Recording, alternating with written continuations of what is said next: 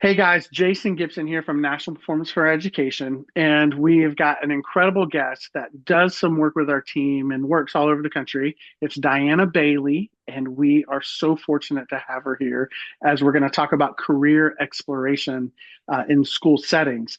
Now, Diana brings a wealth of experience here because she's a career and workforce development consultant, and she's got extensive experience working at the federal and state level. So she's able to bring in the big picture understanding, but drill it all the way down to the student level so that we can really make this super practical.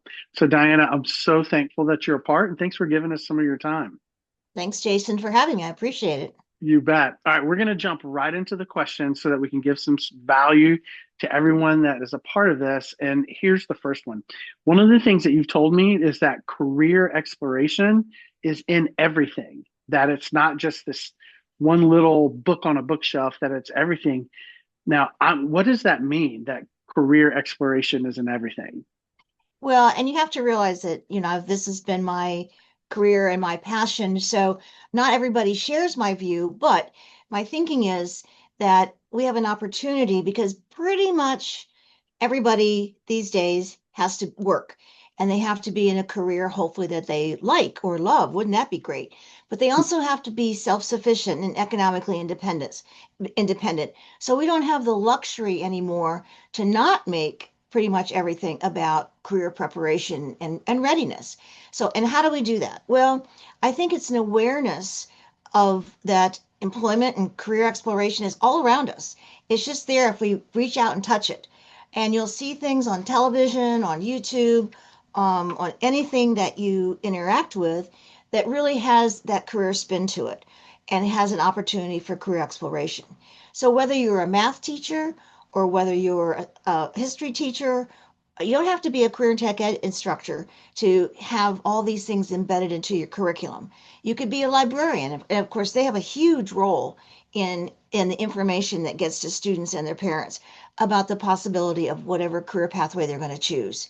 I know that career counselors and guidance counselors have an incredible role at each of the school-based levels, elementary, middle, high school, and I even think that even in kindergarten, there are some fabulous opportunities for folks to start talking about career pathways and exploration. I mean, All I right, we so know. let's dive into that just a little bit more because Uh-huh. so I'm getting it, right? Exploration, it's in every subject. But then you started kind of dipping into, okay, even kindergarten. Now that's a complete new thought for me because when I think career exploration and readiness, I think sophomore year of high school, you begin looking like, do I want to be a nurse or do I want to be a welder or a doctor or a lawyer? Now, what you're saying is, no, no, no, Jason, this is not a sophomore 10th grade year high Right. school thing.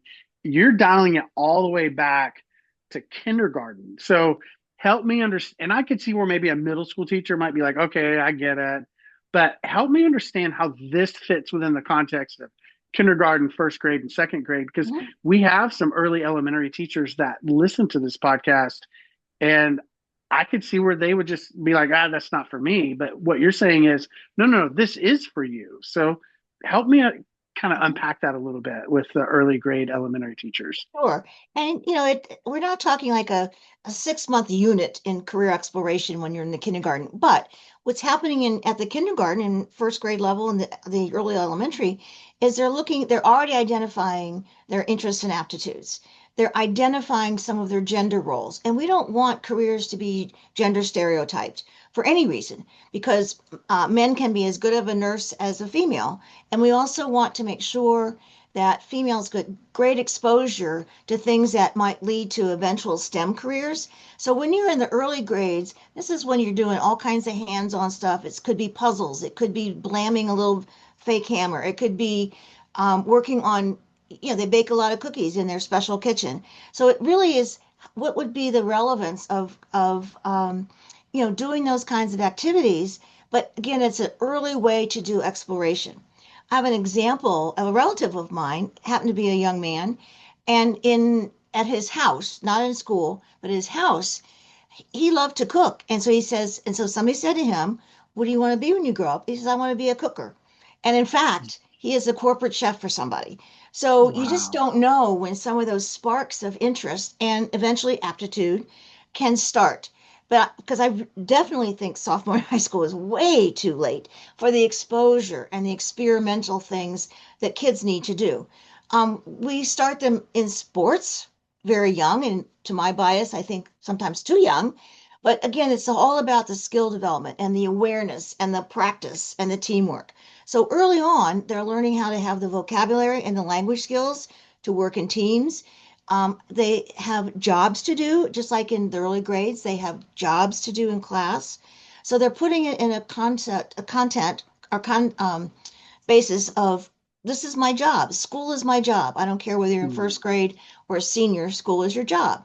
And then the work and the activities and the homework all become part of your productivity that you're expected to have in the workplace. So those are all Okay, kinds of so expectations. yes, there's an illustration that you used in there that I've never heard before. That is really powerful. That idea of comparing sports to career exploration. That I have four children, and my kids are getting older now. But I wanted them to try soccer, and I wanted them to try baseball, and I wanted them to try. And I'm super realistic. I know that none of my children are going to be professional soccer players. So I did not have any, notions that there was a pro career that was going to be in their future, but I wanted them to experience it. Mhm.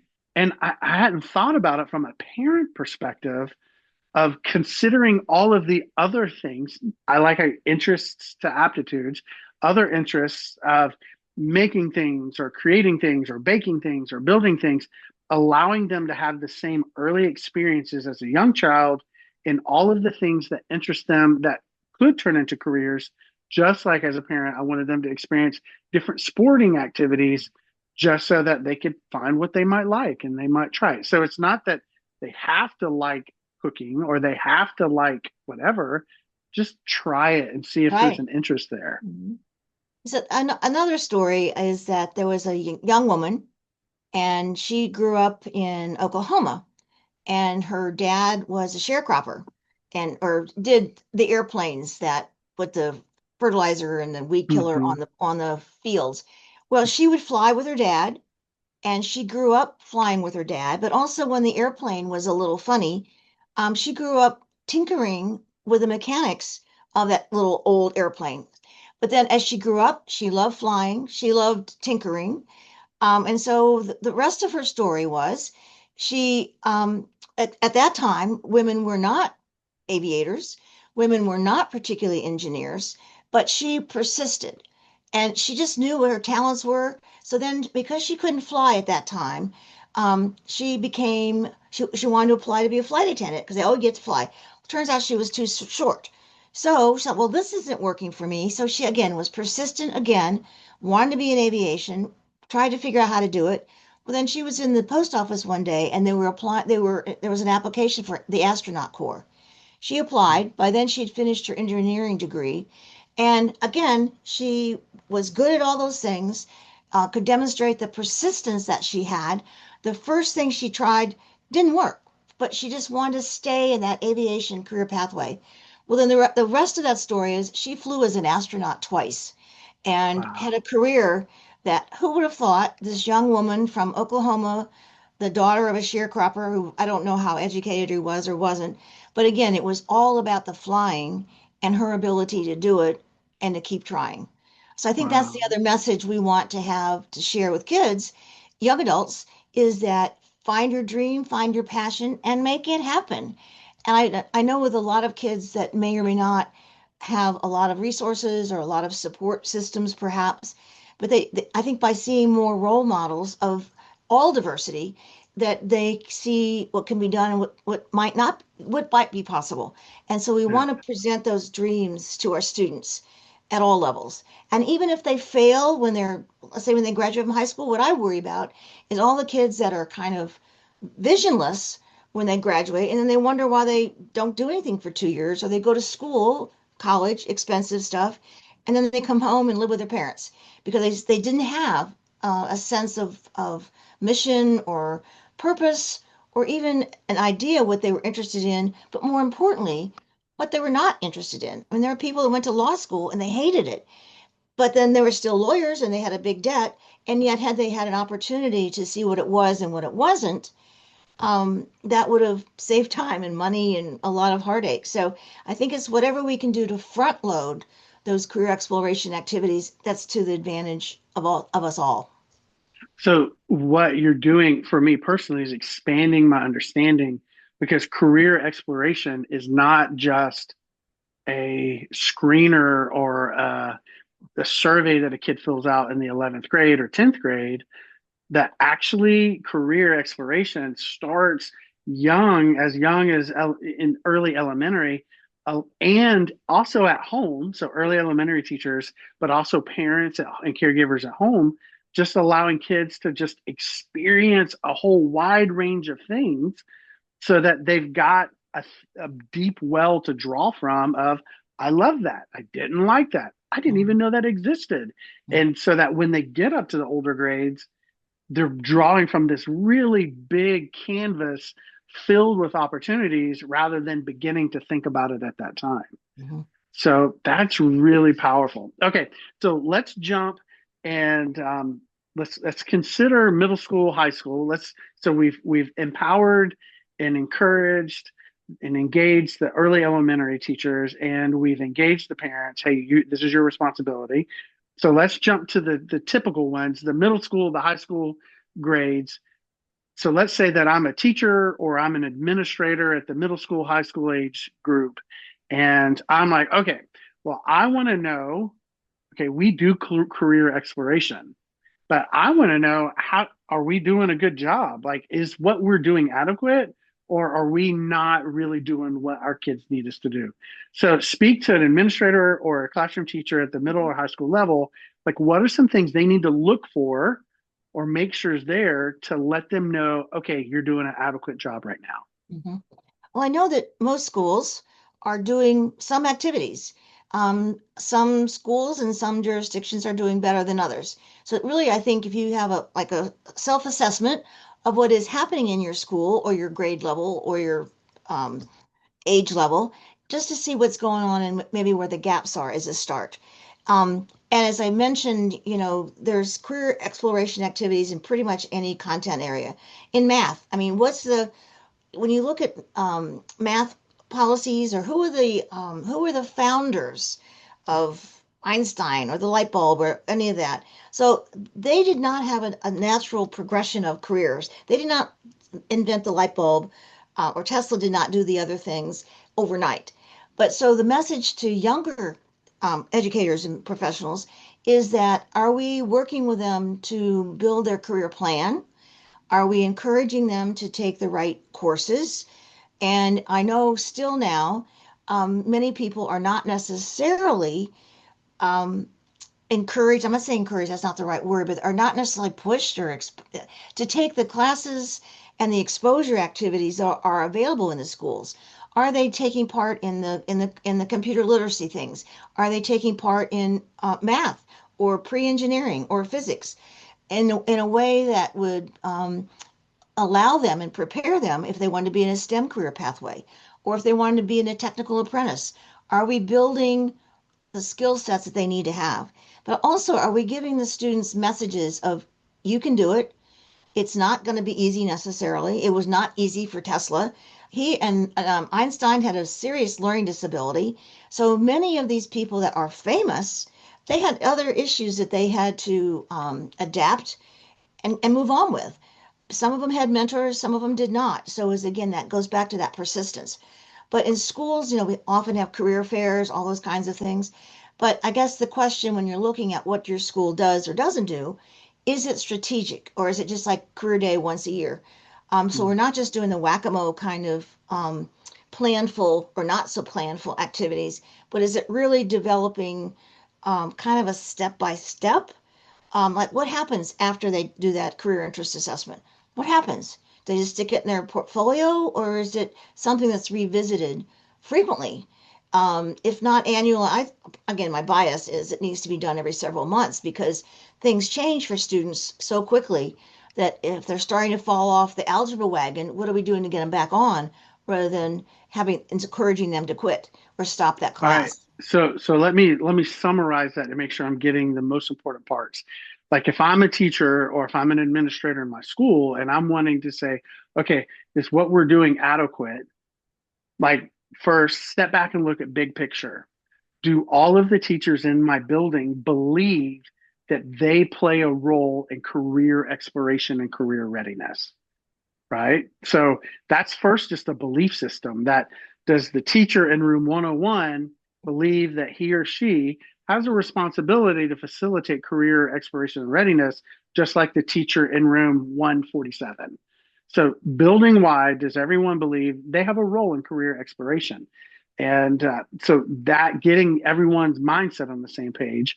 But then the next part of it is being in a place where we believe all students deserve our encouragement to stretch and to try to experience things, even things that they might not feel like they're good at.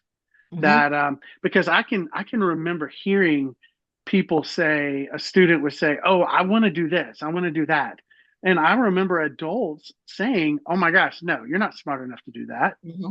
And what they did was they killed that moment. I mean, Hmm. and maybe they don't have the grades that's going to immediately get them into a school that's going to get them into med school, but those problems are solvable. Hmm. Like you can help and support a student to go on that path, and maybe they might not achieve that specific thing, but they're going to be in the right direction and find something that fits their interests that's going to help them thrive. So it's like when I think career exploration, I think programs and events.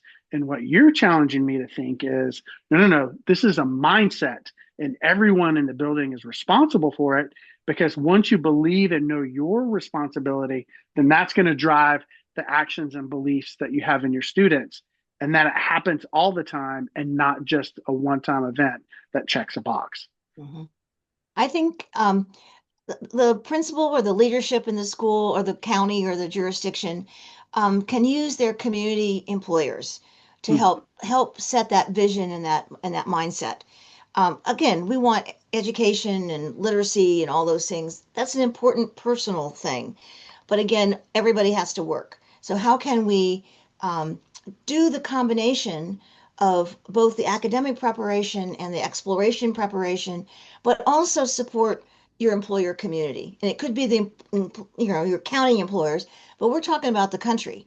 mm, Again, people are very mobile, and with after COVID, people are working all over the country remotely, and that's obviously hasn't changed a lot. So depending upon what you do, so being in the workforce, whether you're in Kentucky or Maryland or California, it's all about what your skill sets are and what that career pathway is going to be.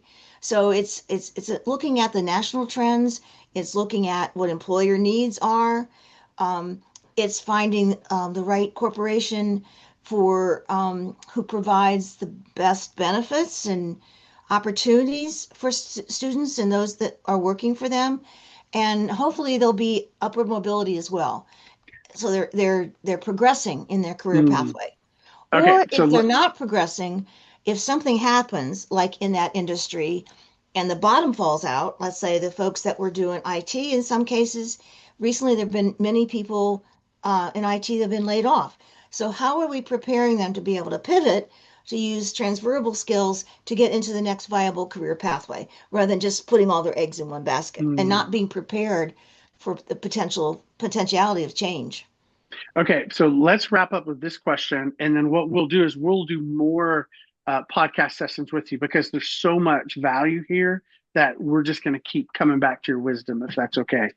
Okay, all right. So let's finish with this question because you talk about the changing industries and the changing climate, and it's like it feels like it's always changing. Like I'm thinking, like there's jobs that exist today that literally no one knew that they would exist 20 years ago. So it's ever changing environment. So could you put on and give us your career workforce readiness development hat and and help us forecast some possible trends that you see just ahead of us that educators and administrators, that teachers in schools, they need to be aware of, that as you look ahead, you're like, okay, here's some trends to be aware of. They may happen, they may not, but I want to put them on your radar to help guide your instruction and what you do with your students? Mhm. I think over the years, and I'm older than all of your students, but when I was a kid or when I was in school, there was pretty much no career exploration. I was a woman, and so at that time there were three, maybe four career pathways that I was exposed to, and not even exposed to, but just the expectation was there that I was going to be there. But now it also at that time there was a stereotype and a bias that manufacturing was dirty and it was awful, and parents did not want to see their kids in what they thought was a dirty career pathway. But now it's all computerized and it's high tech and it's pays better. So that was a shift that's taken years and marketing to kind of adjust for that. And with COVID, we've had a huge amount of across the country, not just in the Midwest, but logistics became critical for getting supplies and goods and people. I mean, think about Amazon didn't exist 10 years ago, and just think what a shift that has taken in terms of consumer products access, but also their workforce and what the expectations were for them. They did not have a career tech ed class to get them ready for that. It just, they had to build on it, but they had to adjust to that employer who had specific needs to make money, of course, but also to provide goods and services. We're also seeing, who knows what's going to happen with the tariffs or not.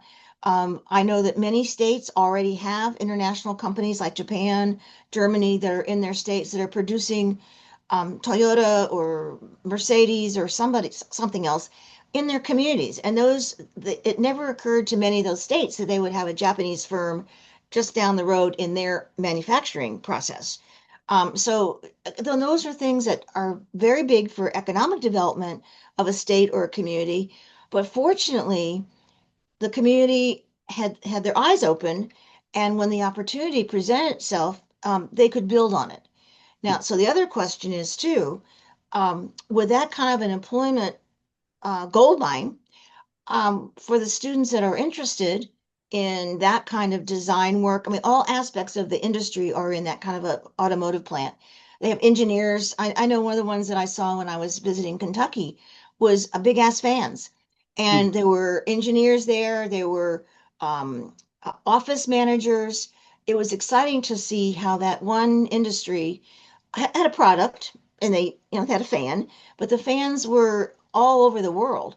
So they took that one idea, and I don't remember the number of people that they hired, but again, as a big employer in that region, they were working a lot with students in pre-engineering, in another career pathways as well. I don't think they had any healthcare in there, but pretty much everything else but that. Yeah. Yeah. So that's an important thing as educators and administrators to be aware of in career explorations, that with the way that things are heading, it's possible that manufacturing will explode. That and it's not just the piecemeal labor side of it, but it's also the engineering, the HR, like all of those pieces outside of that, Hmm. that that those support services are will also, and career tech services will just really explode. But then also in the logistics, like Hmm. those, I think that's really powerful, because I would probably say that most ninth graders don't really know what logistics is, Right. and helping them begin to see what they might be able to do in a way that just really gives them a fulfilling career that provides for them and their family and creates a future that's something that they couldn't even imagine that they would have.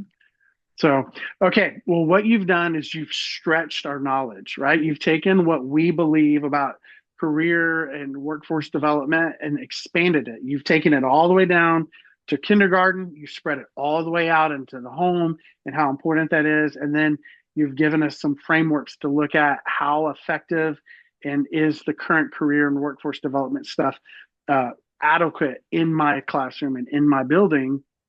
So you've given us lots of tools. What we'd love to do in the future is have you come back so that we can talk about just some real specific things, some career exploration activities that we can do in our individual classrooms.